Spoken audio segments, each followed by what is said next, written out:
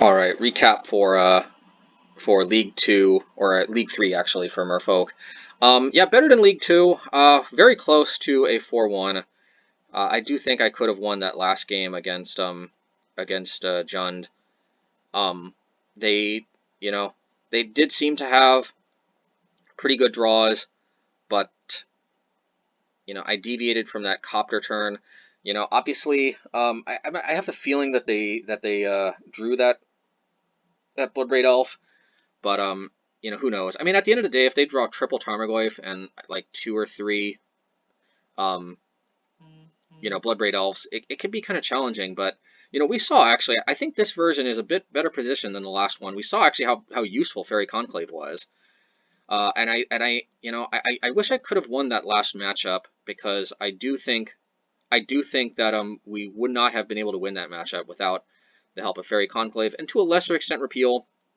I think that was pretty big in game two, where we were able to bounce our own creature in response to the Liliana uptick. Um, unfortunately, that didn't go our way this time. Smuggler's Copter, as we saw, was just absolutely insane. I don't, given how insane it is, I just personally can't justify playing less than 4. Chalice wasn't necessarily always that great, but it completely demolished that blue-red prowess deck, where I'm pretty sure we would have been demolished without it. So there is that. That is one of the decks that's a bit more susceptible though to Chalice than the Rakdos prowess deck, but nonetheless, like that would have been this would have been another 2-3 league if not for Chalice. So you know I think Chalice is still pretty good, and personally I as long as Smuggler's Copter is insane, I'm almost wondering if it might just be correct to continue main decking Chalice, because it's kind of like Eldrazi-tron in a way. Like when Chalice is good, it's just insane. They don't even have a way to pitch it, but I think what they have is the rest of their deck is just generally pretty high powered. The rest of our deck is not necessarily high powered. We kind of rely more on tricks than power per se. I guess we're kind of like ninjas in that way, like relying on stealth and sneakiness rather than like overt power. Like Eldrazi-tron just kind of throws a bunch of power in your face, like just tries to outmuscle its opponents.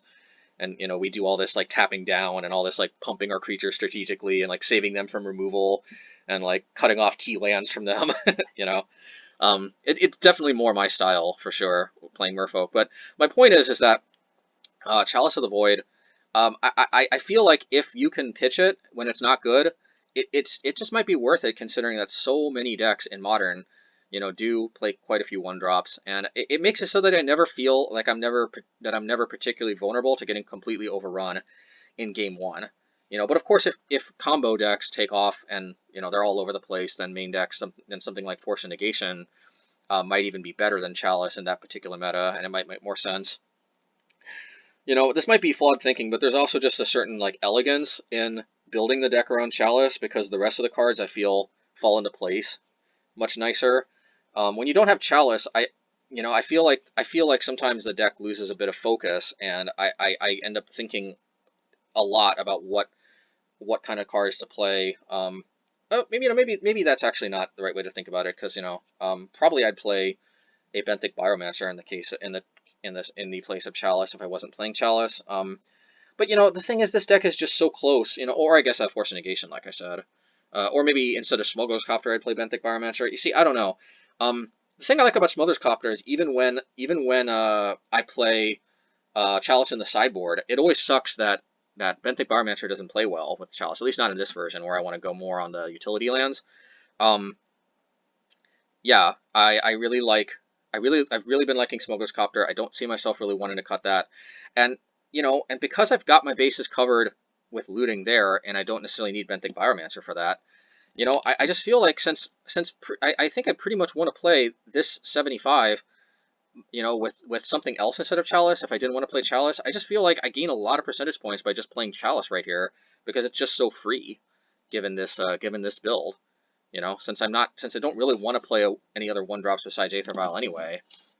I feel like Chalice is a good, very, very high powered card, at least in the right matchups, that I can play, and that maybe is even one of the draws to playing Merfolk. I mean, obviously Merfolk has been killing it lately, like the blue white version, but I don't know.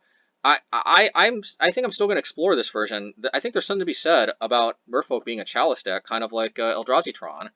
You know, clearly Eldrazi-Tron is rocking it. And I have to imagine there was a time when Eldrazi-Tron players weren't sure whether or not it was worth it to main deck Chalice. Obviously now that's pretty established. Maybe that's the same for Merfolk. Anyway, kind of rambled on a bit, but yeah, that was so close to a 4-1. That would have been like a nice thing to share, but you know, I'll take the 3-2, and you know, next time I'm sure we'll get the 5-0. This deck felt very smooth to me. I like it, and I think next time will hopefully be this deck's time to shine.